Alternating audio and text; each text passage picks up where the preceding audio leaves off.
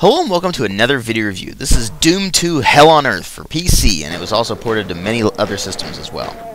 This was the direct sequel to the original Doom, and it was released the following year. And it got some criticism for not really changing all that much.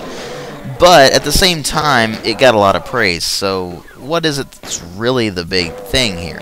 Well, I'm not going to talk about the presentation because I've already done that in my Doom review. The graphics literally did not change between Doom 1 and Doom 2, except for adding in a few new sprites and such for the new content. But other than that, they really didn't change anything. So then we come to the story and the gameplay. Now, the story does pick up immediately after where Doom left off, and the Marine's heading back to Earth. He finds out it's been invaded by demons, and that he needs to help the survivors escape into space, and then go basically annihilate where the demons are invading from again. And so the story itself is practically non-existent. I mean, it's there, but you don't really notice it except for a couple points in the game, and it's just kind of like, whatever, I know what I'm supposed to do anyway. So it's a real focus on the gameplay again. And they did change up the level design this time around. They do have it in a continuous campaign instead of a 3-episode structure. And this changes things because instead of going about 9 or 10 levels and then stopping, having to restart all of your equipment and everything, and then keep going for another 10 episodes or so, and then keep going, blah, blah, blah, they actually have it to where you keep all of your equipment throughout the entire game. So, when you're going through these levels, they do get progressively more difficult, but it's a more legitimate difficulty. It's like, hey, you got all this stuff on you, you should be able to do this.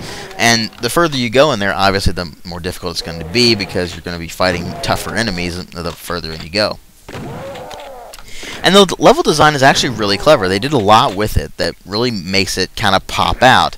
There's a lot of really wide open areas, which is really surprising because it's, I mean, the original Doom did have them, sure, but it was a little bit more cramped than this. Whereas this one, they really did a lot of those wide open areas, and it really does show off the id Tech 1 engine very nicely. I mean, show what it was really capable of. And it did have higher system requirements than the original Doom, but partly because of this, partly because they threw in much more enemies at you at the same time. So it is actually more difficult than the original Doom. It also has only one major addition to it, and that was the double-barreled shotgun, the super shotgun. Oh, the super shotgun. It is amazing. It's just one blast from it is enough to take out a lot of enemies, and it's really just, it's awesome whenever you use it because it just sounds like a cannon in your hands.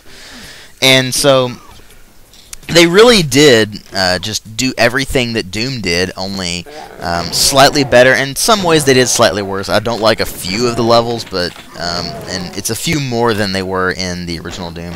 It does kind of drag a little bit more because it doesn't have that episode structure. You can't just jump into it from insert level here and then go on, unless you've saved it. So that's a little bit of a downer.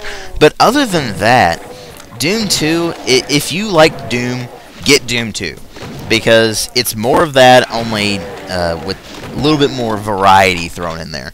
And so that's really nice to have. It's really nice to have a sequel that really just takes what the original did and does it better. And people complain a lot about that these days, especially if there's hardly any alterations between the sequels.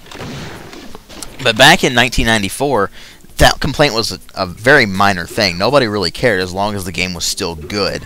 And that's what we have here. Doom 2, definitely worth picking up, especially if you're a Doom fan, especially if you're a first-person shooter fan. I really consider it a must-have. So I will have a link in the video description box where you can get it if you want to. So thanks for watching.